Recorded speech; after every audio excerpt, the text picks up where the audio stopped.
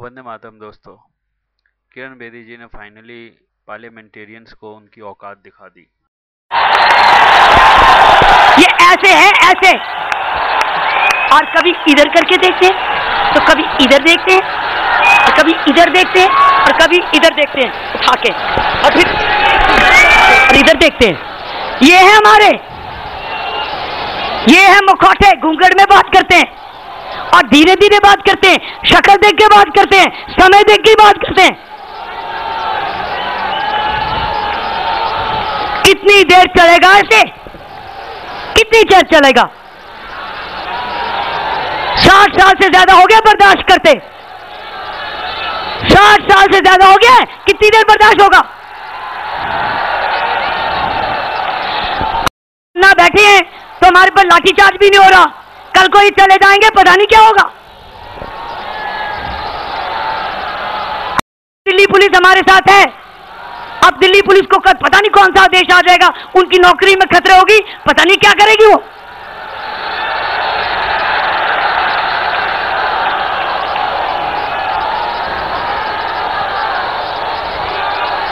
तो अपनी पार्टी को बुलाएंगे, पार्टी से कल रेजोल्यूशन लेके देंगे, इनसे पूछो। कह रहे दे दिया, लेकिन ये तो बाहर है, अंदर नहीं है, अभी पार्लियामेंट के अंदर नहीं है।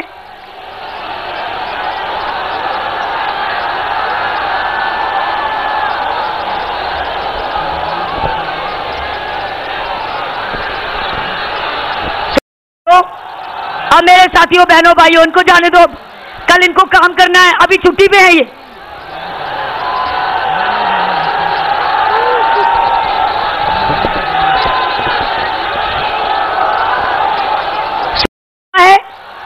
अब क्या है, अब हमने भेड़ बकरी नहीं बनना है, अब हमने अपना अगला वोट, समय बीत जाता है, अगली चुनौती बहुत आ रही है, यूपी की इलेक्शन भी आ रही है, दिल्ली की भी आ रही है, दिल्ली की भी आ रही है, राजधानी की भी आ रही है। दिल्ली में कौन से एमएलए को कैसा वोट मिलता है और इधर के एमपी क्या किसका वोट लेके जाते हैं।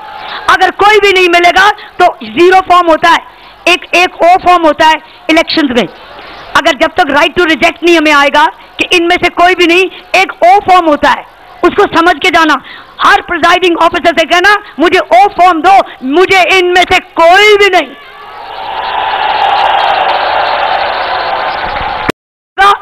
वो वाले व्यक्ति को तो मिलेंगे 1000 वोट और कोई भी नहीं मिले, ऐसे लाखों वोट जाएंगे, इनमें से कोई भी नहीं।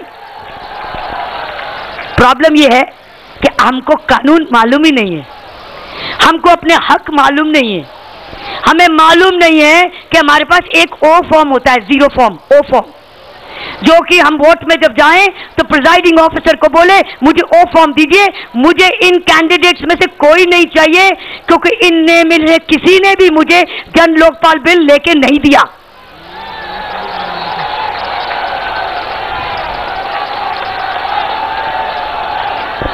तो अब भेड़ बकरी बननी बंद कर दो, क्योंकि भेड़ बकरी बनते हुए चारा वो खाते गए, हमारा सारा चारा खाते रहे और हमको कांटे देते गए, चारा ही खा गए सारा। नहीं होने देंगे, ये अत्याचार नहीं होने देंगे। हम अपनी सांसद से एक ही भीख मांग रहे हैं, भीख मांगते हैं, अपना हक मांग रहे हैं कि ये मुखौटे को उतारो, ये मुखौटा नहीं चलेगा। हमको असलियत बताओ, आप हैं कौन? कौन है आप? ईमानदारी की तरफ है कि बेईमानी की तरफ? और आपको उसके साथ बड़ा टाइम है कि कम टाइम? आपको भी जल्दी है कि आपको कोई फर्क नहीं पड़ता, छुट्टी जाओ। हमारे पास अब समय भ्रष्टाचार के खिलाफ, अब भ्रष्टाचार के लिए और समय नहीं है। हमारे करोड़ों रुपए इस देश के बाहर जा चुके, भ्रष्टाचार अमीर बन चुके और अमीर के बाद कई लोग सांसद बन गए और उनमें से सांसद से कई लोग मंत्री बन गए और कई लोग वो मंत्री हमारे भाग्य का फैसला कर रहे हैं। कितनी देर हम अपना भाग्य उनके हाथ देते रहेंगे? कितनी देर, कितनी देर? मेरे मां बाप ने दे दिया, अब मैं भी दे दूं? मेरे बच्चे भी दे दे और मेरे बच्चों के बच्चे भी दे दे, हम गुलाम है क्या? हम गुलाम है क्या? ये नहीं चलेगा। कल की संसद हमारे लिए चुनौती वाली संसद है। हम सब एनके पहन के बैठेंगे, एनके, ध्यान से सुनेंगे, कान खुले रखेंगे और उसके दौरान किसी से बातचीत भी नहीं करेंगे।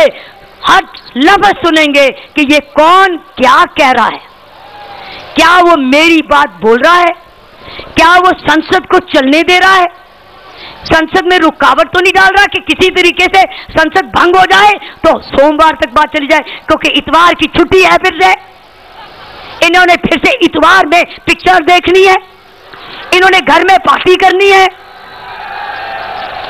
या इन्होंने घर में अपनी मालिश करानी है।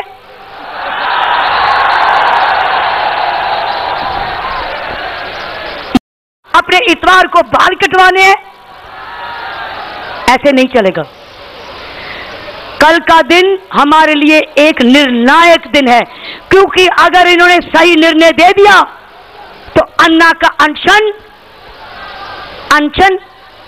आपके हाथ में होगा। अन्ना का अनशन आपके हाथ में होगा। आपके कहने पर अन्ना अनशन को के ऊपर निर्णय करेंगे, आपके कहने को, क्योंकि आप अन्ना की पंचायत हैं, आप अन्ना की ग्राम सभा हैं, की पार्लियामेंट आप हैं। आपको मालूम है अन्ना की पार्लियामेंट जनता है, जिसको अंग्रेजी में मिस्टर फाली नारिमन ने कहा था वी द पीपल। अंग्रेजी में मिस्टर फाली नारिमन ने कहा था कि हमारा जब संविधान पढ़े तो सबसे पहला स्टेटमेंट है वी द पीपल, हम लोग इस देश के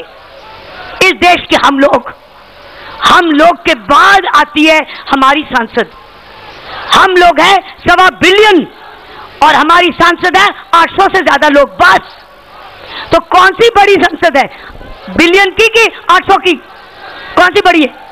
कौन सी बड़ी है? अन्ना उस संसद को मानते हैं। तक हमारी 800 की संसद ने ये समझा नहीं कि ये 1.25 बिलियन की जो संसद है जिसने मुझे चुनाव के भेजा, मैं 1 बिलियन की तरफ जिम्मेवार हूं। मैं ईमानदारी के लिए कमिटेड हूं, मेरा फर्ज है ईमानदारी के, मैं बंद हूं, मुझे देनी है ईमानदारी, ये मेरा कर्तव्य है। ये कहीं कहीं भूल गए, इसीलिए तो बेईमानी हुई। और हमने क्या किया, भेड़ चाल जैसे लाइन लग के वोट देने चले गए। वोट लाइन देके वेट कर रहे हैं, वोट दीजिए, वोट दीजिए, वोट दीजिए। क्या है, अब हम भेड़ चाल नहीं करेंगे। अब हम उस सांसद को, व्यक्ति को, एमएलए को वोट नहीं देंगे, चाहे इलेक्ट्रॉनिक मशीन में एक भी वोट ना पड़े, नहीं देंगे जिसने हमारे साथ धोखा किया। सांसद, कल की सांसद आपने इधर भी आना है, क्योंकि ये अन्ना की संसद है। और घर वालों को बोला है संसद को देखो, ताकि मैं जब आऊं तो तुम्हारी पाठशाला मैं लगाऊं। आप भी जाओ घर में और अपनी संसद, अपने बच्चों की पाठशाला लगाना।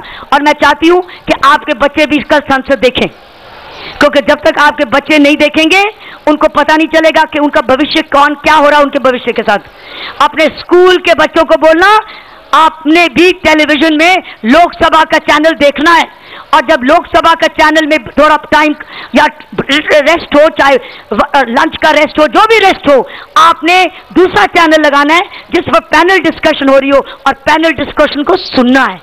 आप मेरी बात समझ रहे हैं?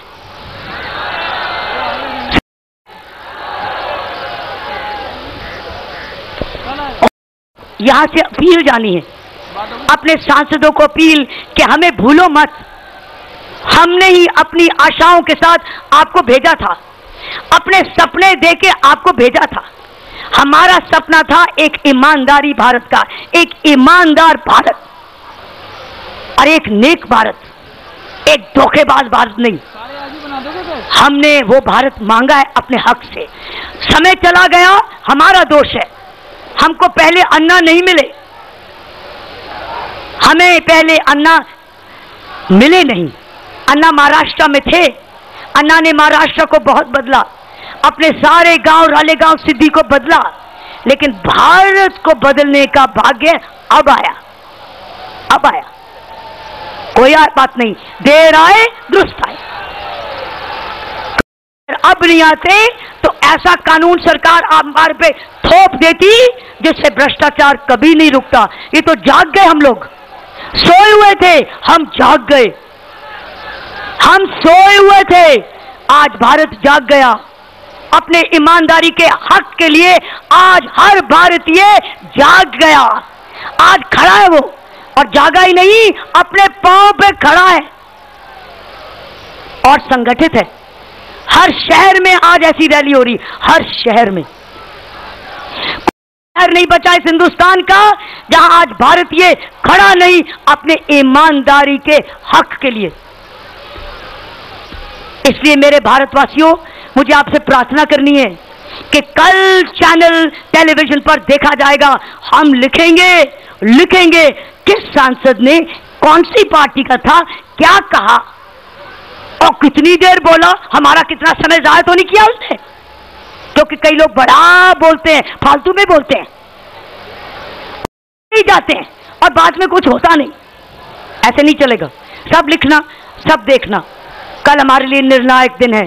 हम आशा करते हैं हमको शाम को वो रेजोल्यूशन आएगा जिसमें सारी पार्टी जो हमें यहां पर तो आके बोल गई कि हम तुम्हारे साथ हैं, मैं भी अन्ना तू भी अन्ना, हम तुम्हारे साथ हैं, नहीं है, मालूम नहीं है, पक्का नहीं है। ये बाहर है, अंदर बोलेंगे तो जब जानेंगे, है ना? ऐसे होना चाहिए ना। विश्वास तब करेंगे जब पार्लियामेंट में बोलेंगे। ध्यान से सुनेंगे, ध्यान से देखेंगे हमारी सारी पार्टीज क्या क्या कहती हैं और कौन सी पार्टी का कौन है, और हम याद भी रखेंगे और समय आने पर उनको उसका जवाब भी देंगे, या उनके लिए वोट देंगे या वोट नहीं देंगे। हमारे वोट में इतनी ताकत है।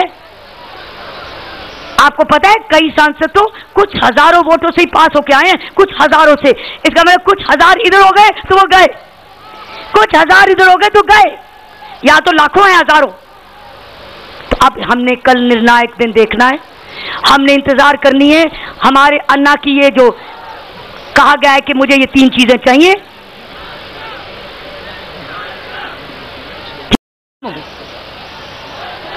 कल ये निर्णायक देखना है और हमने उसकी इंतजार करनी है। हम प्रार्थना करेंगे ये पार्लियामेंट हमारी अपील सुनेगी और अन्ना की बात जो बड़ी रीजनेबल है कि मुझे बता दो, आम आदमी के हक को आपने कायम कर दिया, रेजोल्यूशन पास कर दो, मैं अपना अनशन तोड़ दूंगा, बस यही है।